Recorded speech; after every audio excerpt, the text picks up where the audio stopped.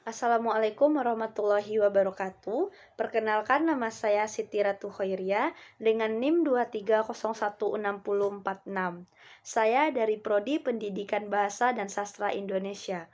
Tujuan saya membuat video ini untuk memenuhi mata kuliah Administrasi dan Supervisi Pendidikan dengan selaku dosen pengampu, yaitu Bapak Dosen Hanif Al-Qadri. Baiklah, di sini saya akan menjelaskan materi mengenai konsep kepemimpinan. Nah, teori-teori yang menyebabkan munculnya istilah kepemimpinan itu ada 3. Yang pertama yaitu teori genetis. Teori genetis ini mengindikasikan bahwa yang namanya pemimpin itu muncul karena dilahirkan. Yang kedua yaitu teori sosial. Teori sosial ini menyatakan bahwa pemimpin itu memang dibentuk atau disiapkan, dengan kata lain tidak dilahirkan tetapi didesain atau direncanakan. Teori yang ketiga yaitu ekologi. Teori ekologi adalah kombinasi dari kedua teori tadi yang mengindikasikan bahwa teori ekologi ini muncul sebagai reaksi atau teori genetis. Dan juga teori ini menyatakan bahwa seseorang akan sukses sebagai pemimpin suatu saat nanti jika secara genetis memiliki sifat-sifat kepemimpinan. Apalagi dengan sadar suatu saat kelak dia membentuk, menyempurnakan, atau menambah skill pengetahuan, wawasan pendidikan, dan lainnya.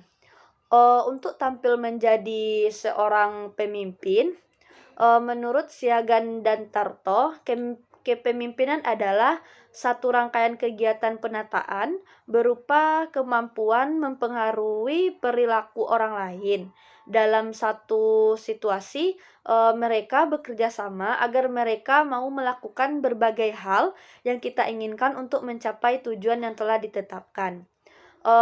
Selanjutnya, adapun menurut Terry dan Farklin menyatakan bahwa kepemimpinan itu sebenarnya pada prinsipnya adalah terkait dengan hubungan-hubungan yang erat yang ada di dalam diri seseorang, atau pemimpin dalam rangka mempengaruhi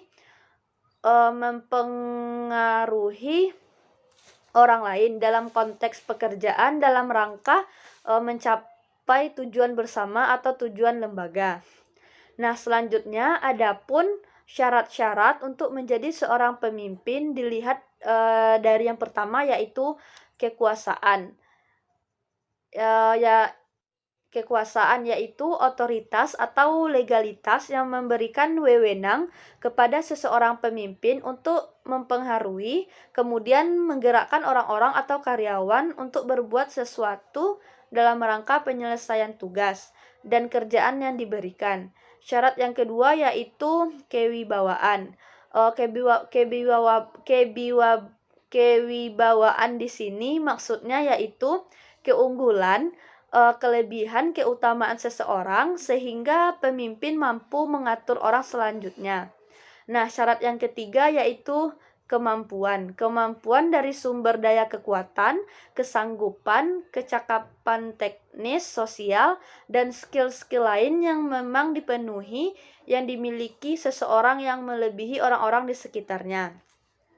Selanjutnya, pendapat James dalam jurnalnya, dia mengatakan bahwa pimpinan itu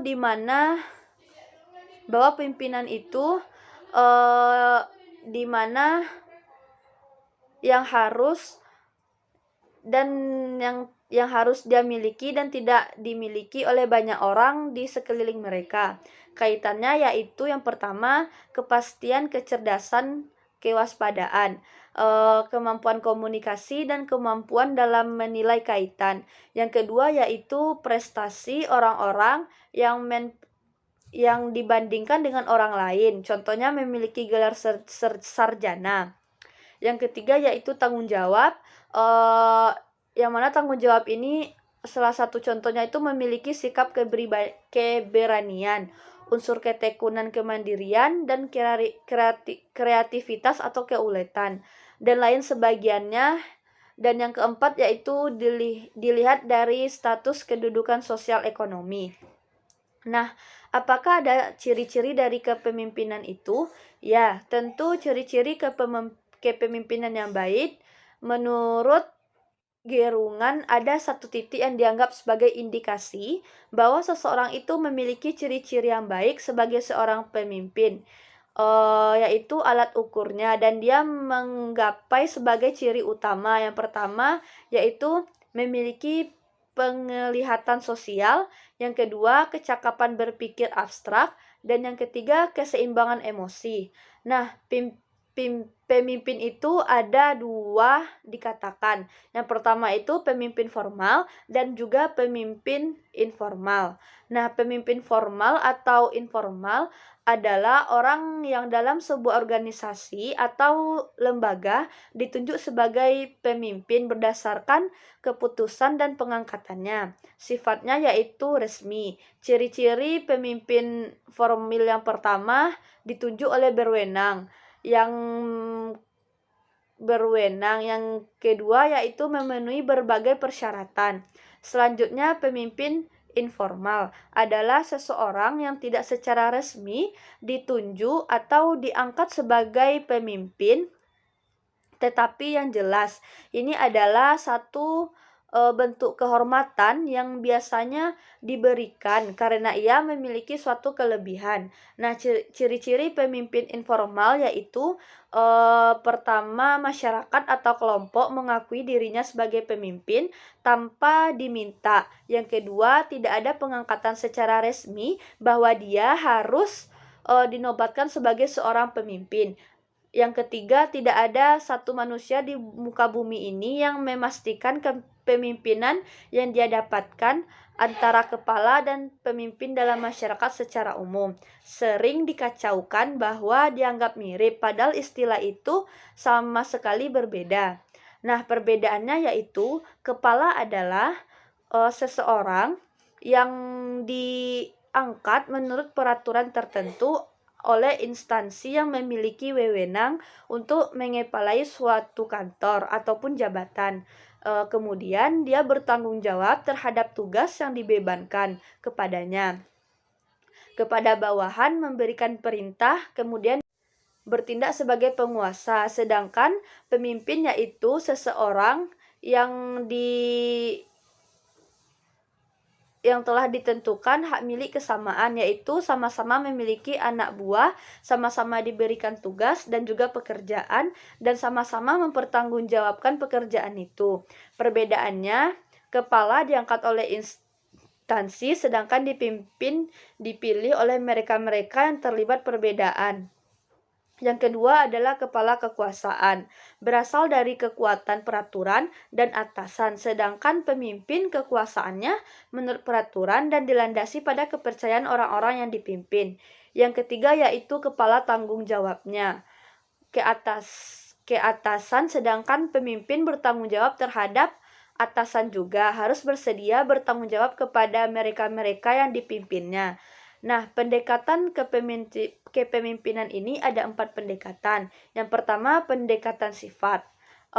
Pemimpin harus memiliki sifat-sifat yang baik seperti bertindak sebagai penguasa, sedangkan pemimpin yaitu seseorang yang telah ditentukan hak milik kesamaan, yaitu sama-sama memiliki anak buah, sama-sama diberikan tugas dan juga pekerjaan, dan sama-sama mempertanggungjawabkan pekerjaan itu. Perbedaannya, kepala diangkat oleh instansi, sedangkan dipilih oleh mereka-mereka yang terlibat perbedaan.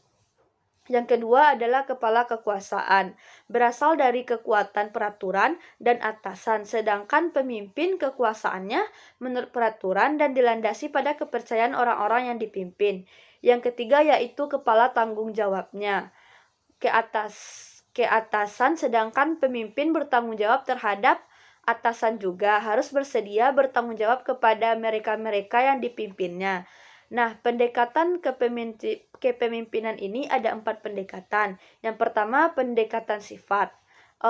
Pemimpin harus memiliki sifat-sifat yang baik seperti Pendekatan kepemimpinan ini ada 4. Yang pertama yaitu pendekatan sifat. Nah, pemimpin harus memiliki sifat-sifat yang baik, seperti memiliki ketakwaan kepada Tuhan, dan cakap dan cerdik juga, serta sehat jasmani. Yang kedua yaitu pendekatan perilaku. Pendekatan perilaku adalah satu konteks keberhasilan dan kegagalan seseorang. Yang dimaksud di sini adalah keberhasilan atau kegagalan seorang pemimpin yang dilakukan oleh gaya mereka dalam bersikap dan bertindak dalam mengambil berbagai proses kebijakan selama memimpin. Pendekatan yang ketiga yaitu pendekatan kontingensi. Nah, pendekatan ini yaitu menekankan bahwa gaya kepemimpinan digunakan tergantung pada situasi karyawan, tugas situasi, dan variabel lingkungannya. Yang keempat yaitu pendekatan terpadu, yaitu dia memadukan teori ke dalam pendekatan kepemimpinan situasional dengan maksud melanjutkan adanya kesamaan dari berbagai macam perbedaan di antara semua teori yang muncul. Teori yang dipadukan itu adalah perpaduan antara teorisasi dengan pendekatan kepemimpinan situasional.